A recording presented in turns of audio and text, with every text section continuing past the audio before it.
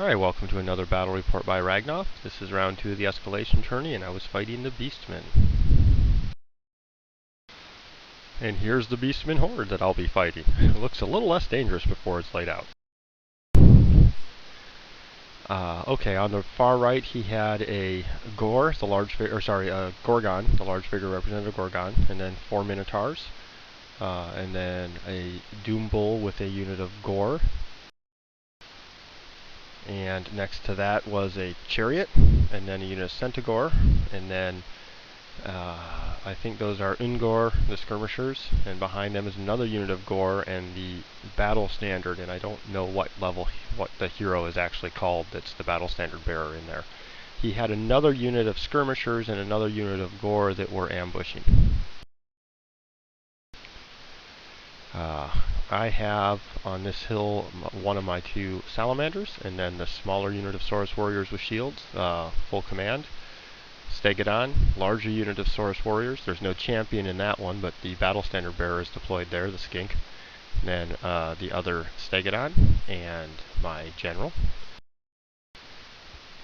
And then we have the skinks with the Kroxiger, another salamander, and my skirmishers in front of my flyers. There's this cool piece of terrain. We decided that this would be rough ground with hard cover in this area. So difficult ground, hard, perfect skirmisher hiding places. So I won the roll, but gave him first turn because I generally am a counterpunch army, and his ambushers both showed up right away. So the Beastmen, he put the Gore unit on this side, and the skirmishers came out on the other side, basically directly across the table from these guys. Things move up. The Minotaurs and Gorgon move up most of the way. He brings the Gore into the beginning, and he doesn't really have anything else. He does have a Shaman that's hiding. Actually, he was behind the Minotaur in deployment, and he's kind of over there. He's real hard to see right now, but he's over behind the Chariot. And I don't remember what spell he had because he never successfully cast it. He may have been a level 2 guy with 2 spells. He did have the Flaming Sword, and he had some range spell. It might just have been Fireball, but he never got the spell off. Look from the other side. So my turn 1, I fly my pterodons over and drop some rocks on these guys, and then turn and throw javelins at them. Once again getting the 2 panic tests. This is after the rock drop, and then I think I kill 1 maybe with the javelins, and he passes both panic tests. The rest of my thoughts on this battle is that I have to hurt some of those big guys before we get into combat. I know that Doom Bull, some of the other things can just get nasty when they're in close, so I was trying to soften things up. So most of my line doesn't move except for he's a little weaker. He's got some fast, weaker units closer to this piece of terrain, so I push those units up some.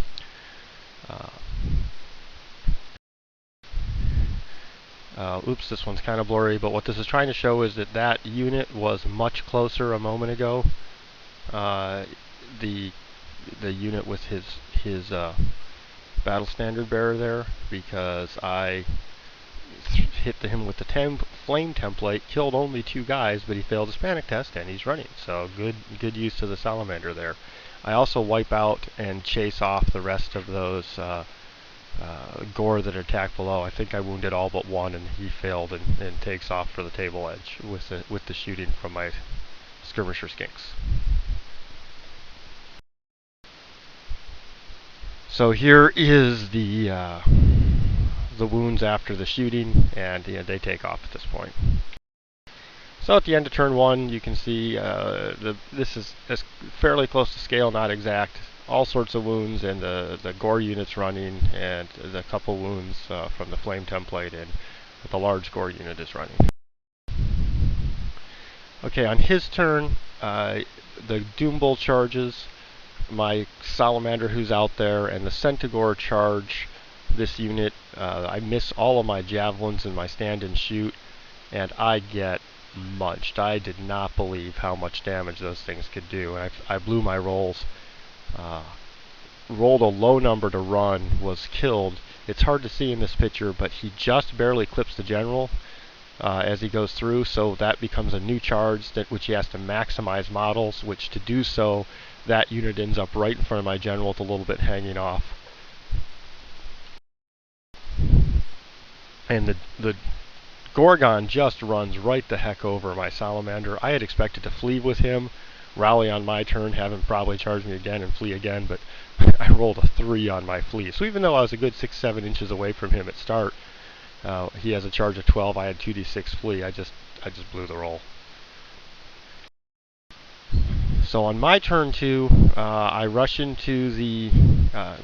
I realized shooting at those skirmishers in hard cover is going to be really hard. So instead I charged him. My skirmishers and my flyers charged. He thought, gosh, with the flyers, he's going to get run down. So he tried to run away.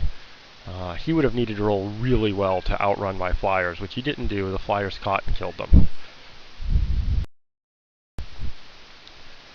My charges were, and this is the worst set of blurry pictures, so I apologize for that, but my charges were my Stegodon could see that one Centaur who was overlapping and charges. This is important because in a direct line, my Stegodon is going to hit the very back of the Doom Bull unit if I get a chance to break and overrun them. My large units of Sauruses go slamming into the Doom Bull and his Lord and the Gore he has. My Stegodon and smaller unit, the other Stegodon and smaller unit both charge the Minotaurs. So I do, between the Lord and the Stegodon, wipe the unit out. The Lord cannot charge, cannot overrun, because he received the charge, but the Stegodon charged. So the Stegodon rolls an overrun and rolls high enough to get into the Doom Bull, getting a second battle and a second set of impact hits. And he did 5 or 6 impact hits against the Center Gore, and I think the full 7 possible against the Doom Bulls unit. That Stegodon was just a champ. And the results of the charges is this. I kill, as you can see, just a ton. I think 12 Gore are killed.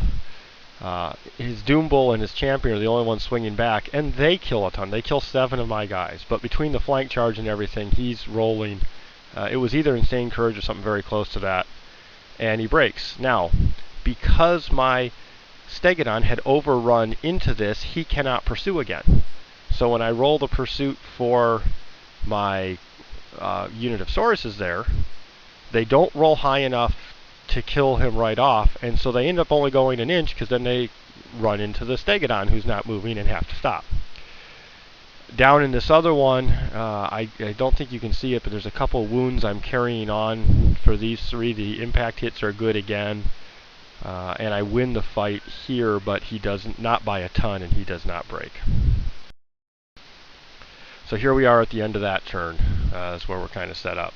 Oh, and the important to note, this happened during his turn, but if you see the G2 kind of faded, that's because that unit with the battle standard ran off, didn't rally, was rallying on like a 9 with the musician, did not rally and leaves the table.